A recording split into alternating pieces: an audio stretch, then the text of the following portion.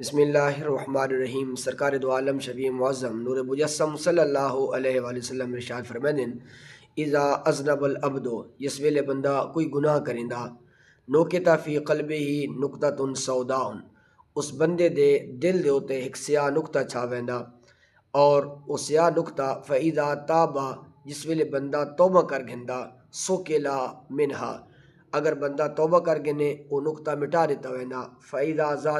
فیضا آدھا، لیکن بندہ توبہ نہ کرے، گناہ دوبارہ کرے، تو نبی رحمت صلی اللہ علیہ وسلم فرمائیں کہ زیدت او نقطہ زیادہ ہو ویندا، حتی تعظم فی قلبہ، حتیٰ کہ او نقطہ بندے دے پورے دل دوتے چھا ویندا۔ اور نبی کریم صلی اللہ علیہ وسلم اس حدیث نو بیان کردے ہوئے فرمایا فذالک الران الذی ذکرہ اللہ عز وجل کلا بل ران علی قلوبہم ما کانوا یکسبون۔ نبی کریم صلی اللہ علیہ وسلم نے یہ بھی ارشاد فرمایا